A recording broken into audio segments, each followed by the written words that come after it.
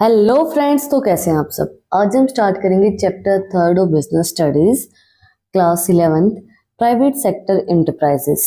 पिछली हमारी जो वीडियो थी उसके अंदर हमने forms of business organisation chapter को कंप्लीट किया था। तो अगर आपने वो वीडियो नहीं देखी है तो उसका जो लिंक है वो डिस्क्रिप्शन में है, आप लोग जाके चेक कर सकते हैं। तो हम स्टार्ट करते हैं प्राइवेट सेक्टर एंटरप्राइजेस से। हमारे चैप्टर का नाम है private, public and global enterprises. तो प्राइवेट सेक्टर इंटरप्राइजेस का मतलब क्या होता है? The private sector consist of a business owned by individual और a group of individual. The various form of organisations are sole proprietorship, partnership, joint Hindu family, corporative and company. देखो, ये जो forms of business organisation जो हमने second chapter complete किया है, उसके बाद ही थर्ड चैप्टर इसलिए होता है क्योंकि दोनों ही चैप्टर लिंक होते हैं एक दूसरे से। जो हमारे सेकंड चैप्टर था उसके अंदर हमने सारी फॉर्म्स पढ़ी हैं। Soul proprietorship, partnership, joint Hindu family business हमने नहीं पढ़ा है बस, एंड कॉर्पोरेटिव एंड कंपनी, ये सब चीज़ें हमने अपने पिछले वीडियो के अंदर कवर कर ली हैं। पार्टनरशिप के अंदर क्या होता है? एक इंडिविजुअल या ग्रुप मिलके बिजनेस को चलाता है, खुद ओवन करता है। कोई भी इसमें गवर्नमेंट का या पब्लिक का कोई भी रोल नहीं होता है, प्राइवेट सेक्टर से इनको रन करते हैं। नेक्स्ट हमारा आता है पब्लिक सेक्टर एंटरप्राइजेस। उसका मतलब क्या होगा? The public sector consist of various own organization owned and managed by the central or state or by both government। Public sector enterprises वो इंटरप्राइजेस होती है, वो ऑर्गेनाइजेशन होती है जो मैनेज की जाती है सेंट्रल या स्टेट गवर्नमेंट के थ्रू या फिर दोनों के through. The government participate in economic activity in the country through these enterprises. Government जो है वो पार्टिसिपेट करती है इकोनॉमिक एक्टिविटीज के अंदर जो हमारी कंट्री की होती हैं। इसके अंदर क्या होगा कि सारी चीजें गवर्नमेंट रन करेगी, चाहे स्टेट गवर्नमेंट रन कर रही हो उस बिजनेस को, चाहे सेंट्रल गवर्नमेंट कर रही है, चाहे दोनों मिलके कर रही हो। पब्लिक सेक्टर वही होता है। ये जो हमारी क्या बोलते हैं, कंट्री की इकोनॉमिक एक्टिविटीज होती है उसको बढ़ाने में हेल्प करती हैं, कंट्रीब्यूट करती है उसके अंदर। Capital is contributed by the central और state government both. Public welfare और services is the main objective. देखो, कैपिटल कंट्रीब्यूट की जाती है सेंट्रल या स्टेट गवर्नमेंट दोनों के, मतलब सेंट्रल गवर्नमेंट भी पैसा लगा सकती है, स्टेट गवर्नमेंट भी लगा सकती है, दोनों भी लगा सकती हैं। पब्लिक वेलफेयर सर्विसेज इसका मेन मोटिव होता है। मैनेज और कंट्रोल गवर्नमेंट करती, गवर्नमेंट के हाथ में सब चीजें होती हैं। अकाउंटेबिलिटी भी पब्लिक के हाथ में होती है। अब बात आती है forms of public enterprises. Public enterprises की फॉर्म होती है, सबसे पहली है डिपार्टमेंटल अंडरटेकिंग, सेकेंड है स्टेटरी कॉर्पोरेशन, थर्ड है गवर्नमेंट कंपनीज। फर्स्ट हम कवर कर रहे हैं आज के वीडियो के अंदर departmental undertaking. Departmental undertaking, these are suitable as department of minister and are financed, managed and controlled by the other central government और state government। ये एस्टेब्लिश किए जाते हैं एक डिपार्टमेंट ऑफ मिनिस्टर के थ्रू या फिर कोई फाइनेंस के थ्रू, और मैनेज की जाते हैं, कंट्रोल की जाते हैं, या तो सेंट्रल गवर्नमेंट कंट्रोल करेगी या स्टेट गवर्नमेंट कंट्रोल करेगी। इसका एग्जाम्पल है Indian railway and post and telegraph department.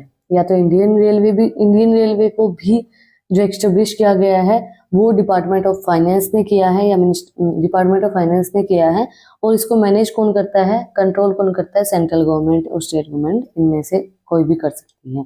और पोस्ट और टेलीग्राफ डिपार्टमेंट भी इन्हीं के थ्रू एस्टेब्लिश किया जाता है, बट इनको मैनेज सेंट्रल गवर्नमेंट और स्टेट गवर्नमेंट इधर कोई भी कर सकती है। फीचर्स हैं, नो सेपरेट एंटिटी, इसके अंदर कोई भी सेपरेट लीगल एंटिटी नहीं होती है, गवर्नमेंट ही सारी चीजों को रन करेगी। फाइनेंस जो है वो इसका it is financed by the annual budgeting allocating by the government and all its earning go to the government treasuries.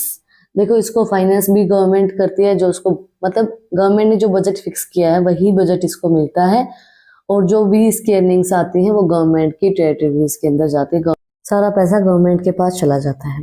Accounting and auditing. देखो, अकाउंटिंग का मतलब तो आपने अभी तक समझ लिया होगा, ऑडिट का मतलब आपको नहीं पता होगा। ऑडिट अगर आप लोग बीकॉम करेंगे ना तो पूरी किताब आएगी आपके, बट मैं ऑडिट का एक सिंपल सा मतलब बताती हूँ। ऑडिट का मतलब होता है अकाउंट्स जो हैं वो उनकी पूरी वेरिफिकेशन करना, उनकी वाउचिंग करना। इसका सिंपल सा मतलब अकाउंट आपके सही दिखाए गए या गलत दिखाए गए हैं, फाइनेंशियल अकाउंट्स, उनके एक्यूरेसी को चेक करना। बाहर से एक ऑडिटर बुलाया जाता है, वो उन अकाउंट्स की एक्यूरेसी को चेक करता है और एक फाइनेंशियल रिपोर्ट जो है, एक ऑडिट रिपोर्ट तैयार करके देता है कि आपके अकाउंट सही है या गलत है। गवर्नमेंट जो है rules relating to audit and accounting, सारे जो अकाउंटिंग है और ऑडिटिंग के अकॉर्डिंगली गवर्नमेंट सारे रूल्स को फॉलो करती है। नेक्स्ट है staffing. Its employees are government employees and are recruited and appointed as a pre government rules. Staffing का मतलब क्या होता है? एम्प्लॉयज का रिक्रूटमेंट करना, कौन से एम्प्लॉय हमें अपॉइंट करने हैं, तो वो सब चीज़ें गवर्नमेंट के थ्रू ही होती हैं। गवर्नमेंट के जो पहले रूल्स होते हैं, गवर्नमेंट के जो पहले जैसे वो टेस्ट होते हैं ना, गवर्नमेंट टेस्ट, उसके अकॉर्डिंगली फिर उनको रिक्रूट किया जाता है। Accountability, these are accountable to the concerned minister. जो मिनिस्टर उनसे कंसर्न होता है वही उनके सारे अकाउंट्स को देखता है, वही अकाउंटेबिलिटी करता है, वही सारे अकाउंट्स को मैनेज करता है।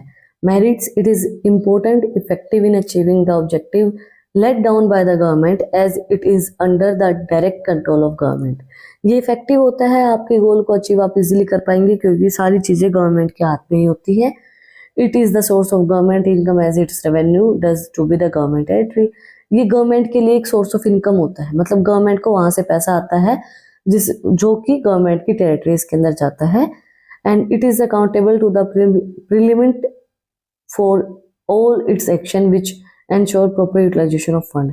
ये हमें बताता है कि जो एक्शन लिया गया है उससे आपका प्रॉपर यूटिलाइजेशन फंड का होगा या नहीं होगा, इससे प्रॉपर यूटिलाइजेशन करवाया जाता है फंड्स का। सुटेबल रहता है activity where securities and strict control is required like defence production. ये सुटेबल है सिक्योरिटी जहाँ पे आपको स्ट्रिक्ट कंट्रोल रखना है, गवर्नमेंट के रूल्स रेगुलेशन फिक्स होते हैं। तो जैसे डिफेंस प्रोडक्शन है, जैसे आर्मीज वगैरह है, वहाँ पे पूरा कंट्रोल रहता है गवर्नमेंट का, तो उसके लिए गवर्नमेंट बेस्ट रहती है।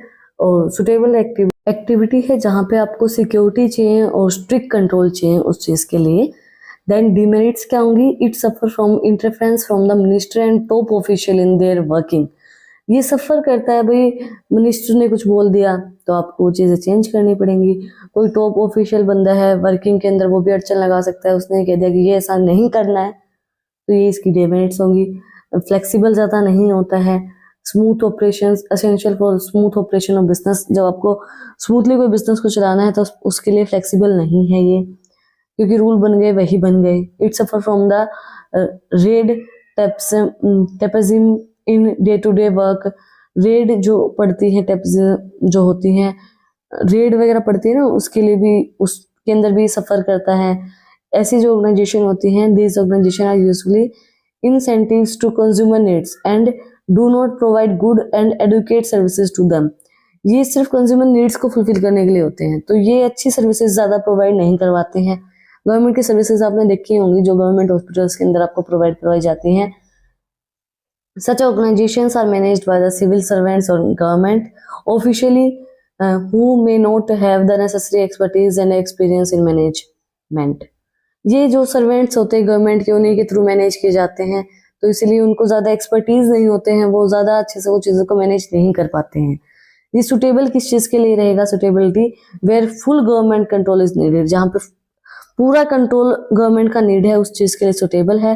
जहाँ पे सिक्योरिटी नीड है, डिफेंस है, वहाँ पे मतलब जहाँ पे पूरा आपको सिक्योर कंट्रोल करना है वहाँ पे ज़रूरी है, वहाँ के लिए सुटेबल है। Where securities is very important such as defence, जहाँ पे सिक्योरिटी ज़्यादा इंपॉर्टेंट है जैसे डिफेंस, तो उसके लिए भी सुटेबल रहेगा गवर्नमेंट सेक्टर्स।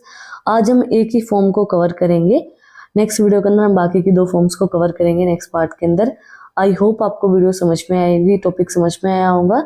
तो अगर आपको आज की वीडियो पसंद आई तो आप लोग को पता ही क्या करना है, कमेंट सेक्शन में मुझे बताना है कि आपको वीडियो कैसी लगी। कोई भी डाउट है तो वो भी आप लोग कमेंट सेक्शन में मुझसे पूछ सकते हैं। और अगर आपको इन टॉपिक्स की पीडीएफ चाहिए तो टेलीग्राम चैनल का लिंक भी डिस्क्रिप्शन में है, वहाँ पे जाकर आप मुझे फॉलो कर सकते हैं।